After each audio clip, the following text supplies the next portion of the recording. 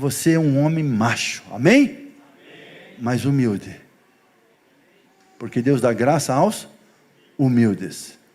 Como eu faço com a Beth há 43 anos, nós fazemos isso, contamos nos livros, fizemos isso com nossos filhos. Pergunta para ela, eu não sei que hora tu vai chegar em casa, talvez não faça essa pergunta hoje, senão tu não dorme. Pergunta para ela, meu amor, o que eu tenho feito que te entristece? O que faz falta para que eu te ame como Cristo tem me amado? Eu tenho ministrado a palavra na tua vida? Você se sente segura do meu lado? Meu irmão, não faz essa pergunta hoje. Amanhã vai numa livraria, compra naquele caderno universitário de 100 folhas, aquelas canetas 4 cores, porque vai terminar uma, depois tu usa outra cor, mas ouça, irmão, horas, porque ela vai ter muita coisa a te dizer, verdade ou não, irmãs? Sim ou não? Não precisa ter medo, eles não vão bater em vocês hoje. Hoje, não. Sim ou não? Sim. Claro, a mulher é sensível.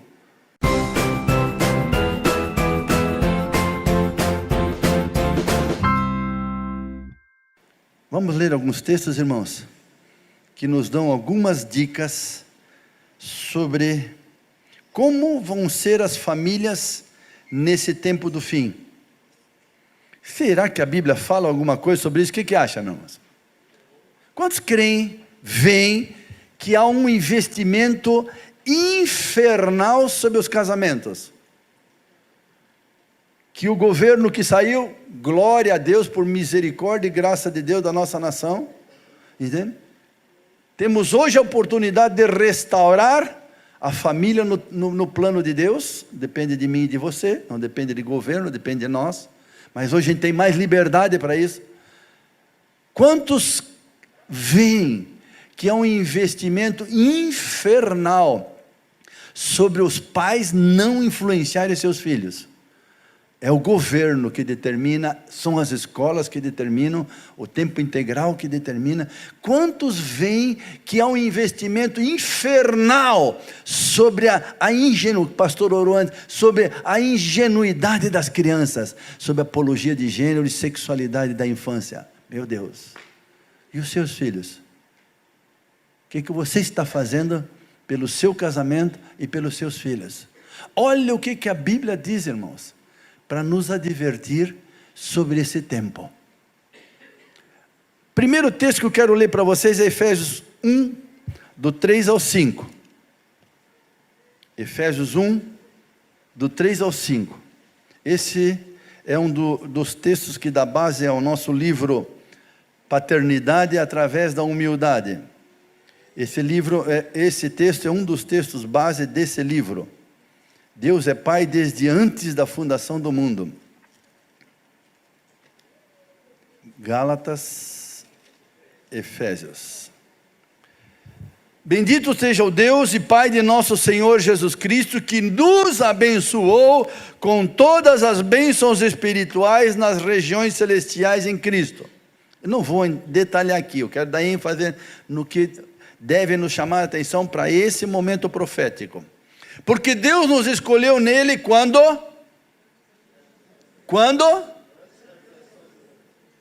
Para sermos santos e irrepreensíveis em sua presença. E em amor nos predestinou para sermos adotados como filhos, por meio de Jesus Cristo, conforme o bom propósito da sua vontade, para o louvor da sua gloriosa graça, a qual nos deu gratuitamente nos amado. Ei, bota a mão no teu coração agora, fecha os olhos. Quando é que Deus te escolheu, querido, querida? Quando? Uau! E te escolheu para quê? Para ser santo e irrepreensível, como? Como? Adotando como filho. Não vou entrar em detalhes. No livro Paternidade eu explico com detalhes. Essa palavra é uiotesia. Uios é filho biológico, é filho natural. A nossa natureza de pecado, mas Deus nos adota com a natureza de santidade dele. Uau! Quando é que Deus te chamou? Quando é que Deus te escolheu? Para ser o quê? Filho, para ter o DNA do Pai. Por isso, irmãos, aí eu comecei a entender todo o projeto de Deus. Por que Deus criou o universo? Por que Deus criou a terra? Por que Deus criou na terra um lugar chamado Éden? E que Deus criou? Tudo que Deus criou, Ele disse, haja, e tudo tornou a existir. Mas quando foi criar o homem, Ele formou do pó da terra. Na palavra, no original ali, Ele deu forma,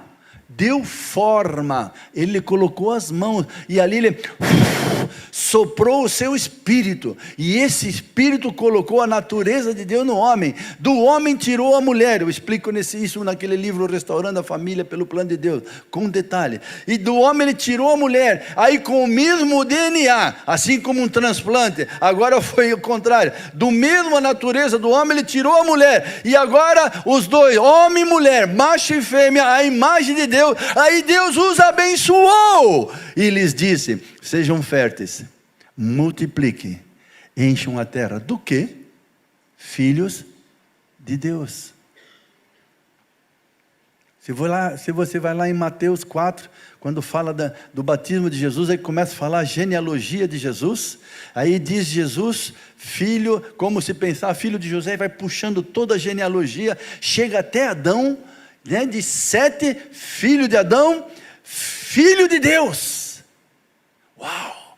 Toda genealogia natural, Deus sempre manteve no natural uma genealogia até José, mas Jesus foi gerado pelo Espírito, o mesmo da criação, soprado no homem.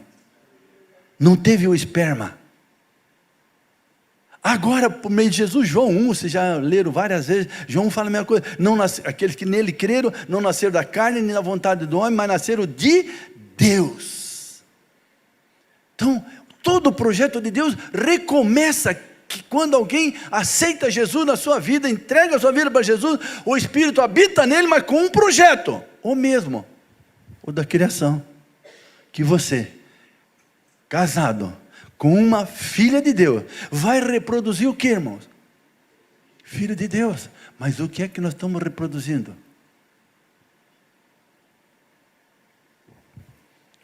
Aí eu quero ler com vocês João 14, 1 a 3.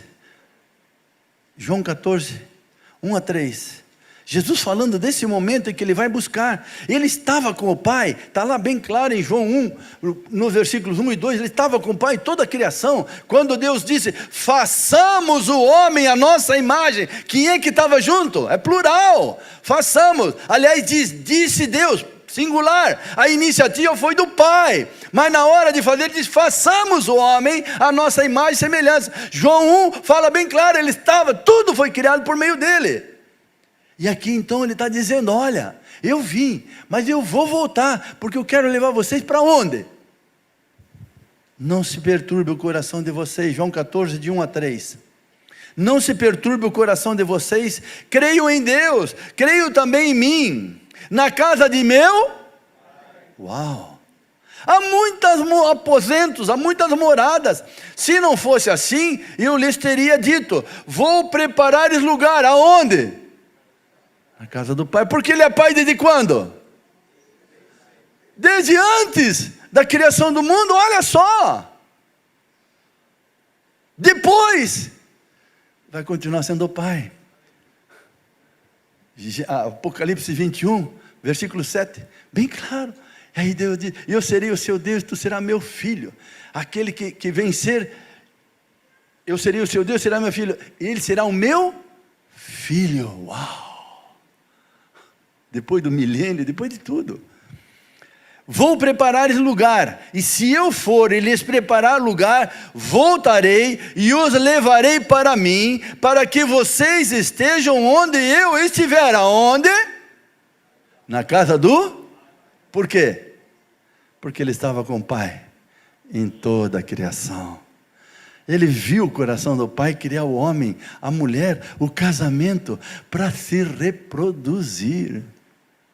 Eu tenho um estudo que eu faço sobre entendendo e restaurando o Éden.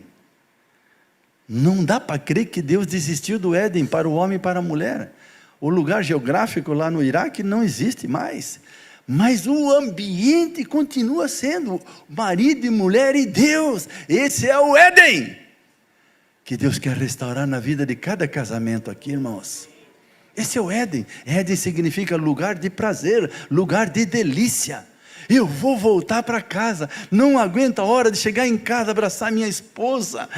É o meu Éden. E o papai lá olha, oh, que coisa linda. Agora se sai brigando, volta brigando, não tem vontade de ir para casa.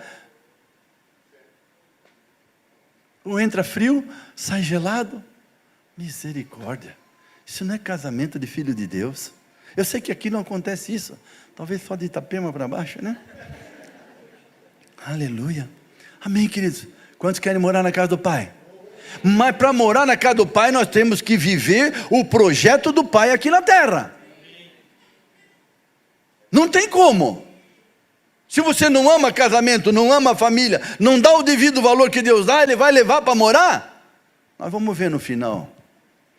Agora eu queria ler com vocês alguns sinais que mostram, Mateus 24, que mostram como é sério e como é predito na Bíblia, que tudo que nós estamos vivenciando é bíblico, é um sinal para nos advertir que Jesus está voltando e nós não podemos estar enquadrados nessas coisas que a Bíblia nos adverte. Quantos querem subir para a casa do papai? Quantos? Quantos querem viver o Éden aqui? Uau!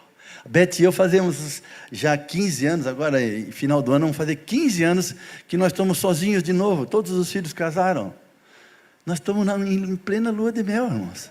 Só que a diferença é que não tem mais cavalo. E nem potrinho, como ela falou, porque ela não monta cavalinho aqui, não. Mas você entende o que ela falou? Eu também entendo, entende? Nós vivemos o Éden, irmão. Meu Deus do céu, todas as viagens praticamente que a gente faz, nós viajamos juntos. Viajamos Brasil, fora do Brasil, sempre juntos, ministramos juntos, porque nós somos um. Entende? Um respalda o outro. Não consigo viver sem essa mulher. Verdade. Não temos pressa para chegar em Blumenau hoje. Vamos lá. Mateus 24, do 10 ao 14. Você está anotando? Tá? Mateus 24, 10 ao 14. Olha só o que diz aqui, ó. Falando desse tempo do fim, dessa volta de Jesus. Naquele tempo, muitos ficarão escandalizados, trairão e odiarão uns aos outros. Olha só. E numerosos falsos profetas surgirão e enganarão a muitos. Eu pergunto para vocês, está acontecendo isso hoje? Uau! Vocês sabem o que significa adultério, a palavra no original? A palavra de raiz é moixos. Moixos no original é infidelidade a Deus. E moixal é adultério, que não é porneia naquele texto de Mateus 19, que alguns usam esse texto fora de contexto para servir de pretexto para tanta sem vergonhice.